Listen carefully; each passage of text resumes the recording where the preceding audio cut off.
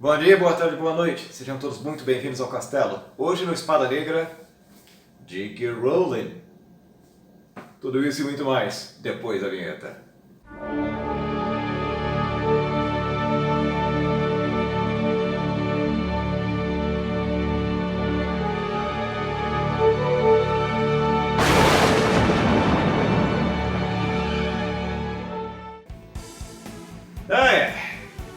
Quem não é inscrito no canal, já se inscreve, venha morar conosco aqui no Castelo, já sabe, né? Mexe a bota nesse like, desce uma porrada aí. Venham morar conosco aqui no Castelo, acomodem-se, ignorem os monstros e se divirtam. Eu sou o Professor Vinícius e vamos começar com a nossa boa e velha pancadaria seca aqui. Caramba, Rowling é tudo de bom, né? Quem me conhece sabe que eu gosto bastante da mulher, né? Que ela tem escrito umas coisas bastante amadurecidas com o tempo. Quem conhece a Rowling, né, por causa de Harry Potter, no entanto, vai estranhar um pouquinho esse livro. Hoje eu estou pondo a lente focal para romances adultos, não é para a gente poder analisar esse livro dentro do próprio contexto. Então, esse livro aqui tem uma tendência à tragédia, né? É um romance bastante adulto, tem bastante traços assim, né? Uma imitação do real bastante próxima em alguma medida. Então, nós fizemos a leitura desse livro já tem algum tempo, aqui no nosso castelo, e vimos que ele tem muitos traços bastante positivos, né? Características que eu aprecio bastante em um romance. E eu acredito que a Rowling seja uma das grandes escritoras da história por causa disso. Vamos apontar algumas coisinhas aqui para vocês entenderem o porquê, e vamos fazer aquela crítica em 5 etapas. Quem não conhece o Espada Negra, né? Nós vamos dividir aqui em 5 camadas a análise, pode chegar até 10, dependendo do tipo de romance que vamos analisar, mas para isso daqui 5 características, né? 5 pontos bastam. A primeira coisa, né, que eu li o livro em inglês e em português. Em inglês eu fui dar algumas tiretadas para poder analisar como é que estava essa questão do vocabulário, e foi bastante agradável, né? É um vocabulário mais rico do que acontece em Harry Potter. Harry Potter eles têm aquela preocupação em fazer um vocabulário um pouco mais tranquilo para as crianças lerem, para pessoas mais jovens lerem. Aqui não. Esse é um livro que ele tem um vocabulário um pouco mais requintado, né? Tem um sabor um pouco distinto quando você explora, né, esses sinuosos aspectos de cada personagem. São vários, né? Tem uma leitura multifocada em vários personagens que vão construindo toda uma trama bastante complexa. A Rowling não deixa pontas soltas. Esse livro aqui foi inacreditável. Eu vou tentar o máximo possível aqui não dar spoilers sobre o que acontece, mas esse livro tem pouquíssimos arcos aí que poderiam ser considerados em excesso. A primeira coisa então, né, analisando a linguagem, foi bastante rica, foi bastante agradável, que é a primeira coisa que eu observo aqui, né. Tem problemas de escrita, tem frases truncadas, sabe? Não, foi muito bem revisado, foi muito bem escrito. Eu não poderia deixar de considerar a linguagem tão rica que é usada nesse livro. Aí nós partimos, né, para esse segundo aspecto que eu gosto de analisar, que acho que é um ponto forte da Rowling. Isso daí vem desde Harry Potter. Nesse segundo ponto aqui do Espada Negra, né, que é esse método que eu gosto de usar para criticar e apontar alguns problemas de livros, né, eu vou ver se nós temos arcos que são desnecessários, se nós temos excessos de capítulos.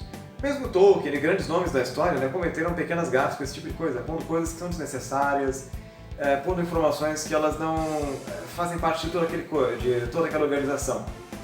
São pequenas incoerências, né, de capítulos. Não acontece aqui, né?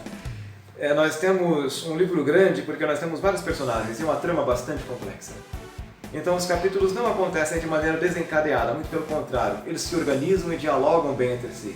É um texto muito coerente, é um texto muito coeso, né, porque é um conflito entre pessoas pobres e ricas daquela comunidade dessa cidadezinha aqui de Londres, da Inglaterra. Então eles vão passar por vários conflitos, vão viver seus dramas pessoais de uma maneira bastante intensa até o final, né?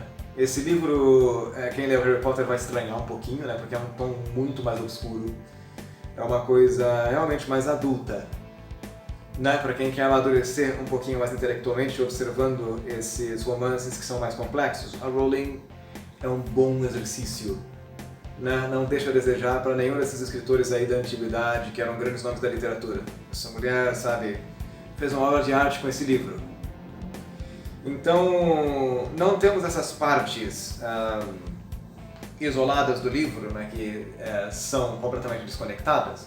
Aí a gente entra naquele terceiro aspecto, né, essa terceira camada que eu gosto de analisar o livro nós temos um excesso de descritividade.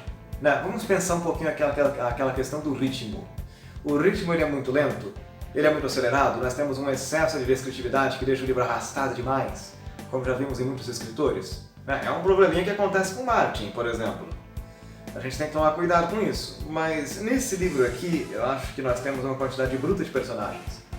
E os capítulos são um tanto quanto breves, e por isso nós temos um ritmo, por incrível que pareça, né? Por mais que seja um livro grande, o ritmo ele tem uma dose bastante apropriada, né? Vivace, uma coisa bastante viva, né? Porque nós vemos o drama dos personagens acontecendo, nós temos uma profundidade psicológica sendo demonstrada aí em algumas etapas, falhas de caráter aparecendo. É por isso que nós não temos uma descrição que ela é desnecessária.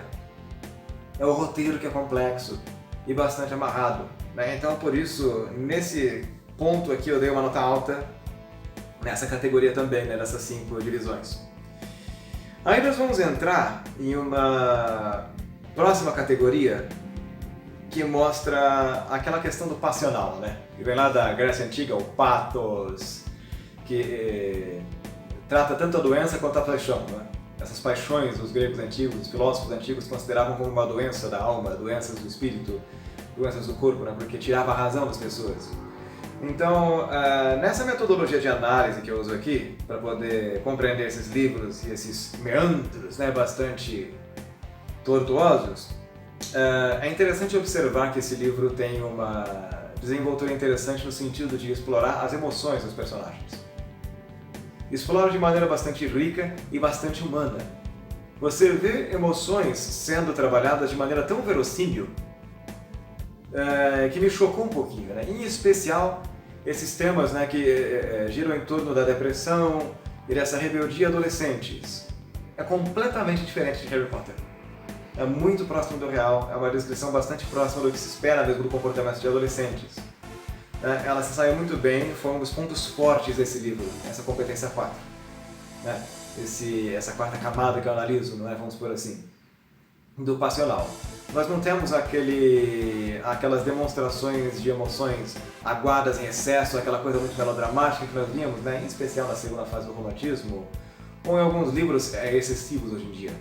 Não, tá na dose certa, sabe? Então tá bastante agradável esse livro, né? Na hora de você expressar as emoções humanas e esses conflitos que acontecem. O drama acontece na medida exata, de maneira bastante teatral, lógico, é a proposta de um trabalho artístico, né? De um trabalho literário como este. E aí nós entramos nessa última etapa, né? Que é esse quinto aspecto que eu gosto de analisar, que é essa profundidade simbólica da leitura. Nós temos livros que são muito simbólicos, como aqueles do Orwell, né, que eu sempre tratei, com muita coisa do Tolkien, né, se a gente pensar no Silmarillion, em outros livros que ele desenvolveu, mas temos outros livros que são muito pouco simbólicos, como alguns best-sellers que temos por aí afora, no mundo, que não tem essa preocupação, justiça seja feita, né? Não sejamos preconceituosos aqui também. Mas esse livro, eu acho que o que faz dele grande é o fato de que ele vai trazer várias discussões. Vai discutir um pouquinho essa questão entre os estratos sociais. Ricos e pobres têm interesses diferentes. Muito embora tenham interesses diferentes, tenham problemas diferentes, tem algumas semelhanças também. Pessoas ricas têm problemas sérios, pessoas pobres têm problemas sérios também. Acontece isso. E com base nessa dicotomia que eu faço aqui a princípio desse livro, nós vamos ver toda uma disputa que acontece entre essas pessoas da comunidade, porque tem interesses diferentes, é uma relação bastante conflituosa entre personagens, só que vemos marido e mulher brigando, vemos traição de casamento, vemos dependência química, vemos depressão lá com adolescentes que sofrem bullying, são várias questões que são atemporais. O livro, de maneira magistral, discute esses problemas, mostrando personagens, né, que cada um à sua maneira representam aspectos positivos e negativos da sociedade. São vários temas trabalhados ao mesmo tempo que se amarram no final. É um trabalho excepcional. Um romance que vale a pena ser lido por todos, não é? Então vamos lá para a nossa nota final, né? Pro Para esse sistema Espada Negra foi uma nota bastante alta. Dou lá de trás aí.